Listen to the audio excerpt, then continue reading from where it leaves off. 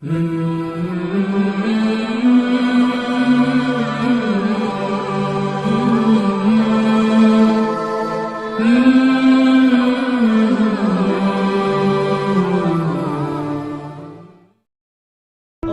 پہ بات کرنے والے ہیں وہ موضوع ہے دعا کے بارے میں۔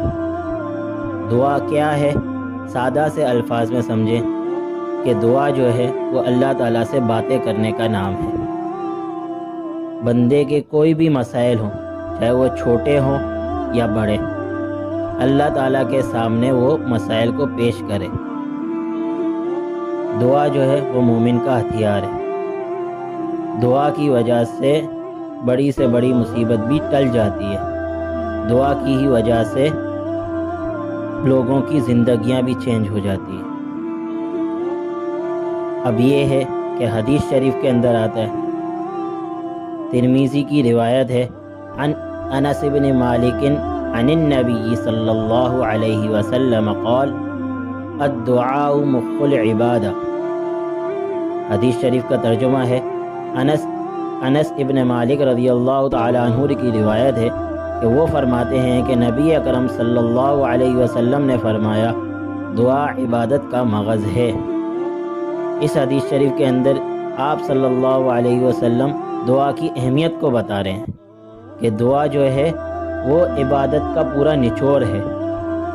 دعا ہی کی وجہ سے لوگوں کی ساری زندگی چینج ہو جاتی ہے۔ اب دعا قبول کب ہوتی ہے، اس کے لیے کچھ آداب بھی ہیں۔ اگر اس آداب کو رعایت رکھیں گے، اس آداب کی رعایت کرتے ہوئے اگر دعا مانگیں گے تو وہ دعا انشاءاللہ اللہ تعالیٰ کے دربار میں قبول ہوگی۔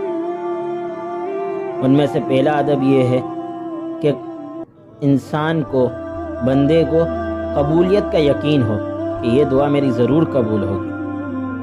اس میں سے دوسرا ادب یہ ہے کہ دعا جو بھی مانگی جا رہی ہے اس کے اندر توجہ ہو، پورے دھیان سے دعا مانگی جائے۔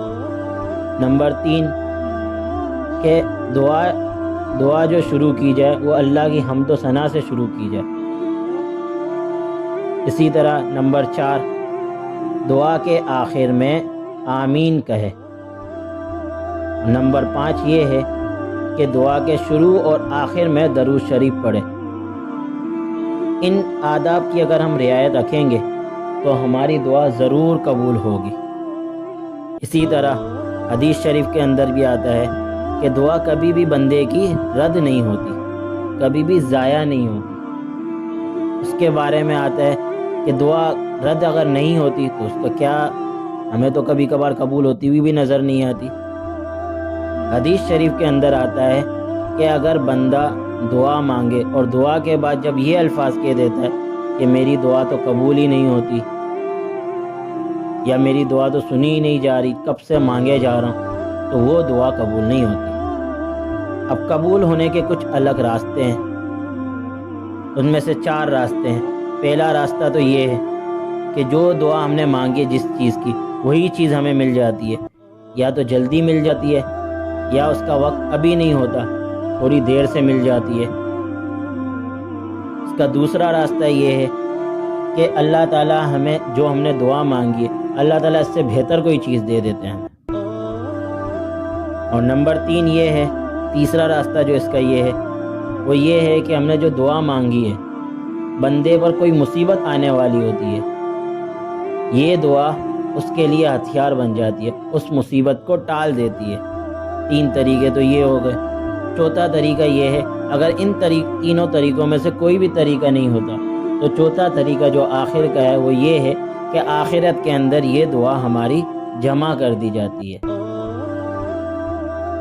پھر یہ ہے کہ حدیث شریف کے اندر یہ بھی آتا ہے کہ جب بندہ اللہ تعالیٰ کے سامنے آئے گا، حساب کتاب جب شروع ہوگا، تو جب بتایا جائے گا بندے کو کہ تمہاری یہ دعائیں جو میں نے دنیا کے اندر قبول نہیں کی، یہ دعائیں آخرت کے اندر جمع ہیں، اب ہر ایک دعا کے بدلے آپ کو ایک نیکی مل جائے گی، تو اس وقت بندہ یہ کہے گا کہ کاش میری کوئی دعا دنیا میں قبول ہی نہ ہو۔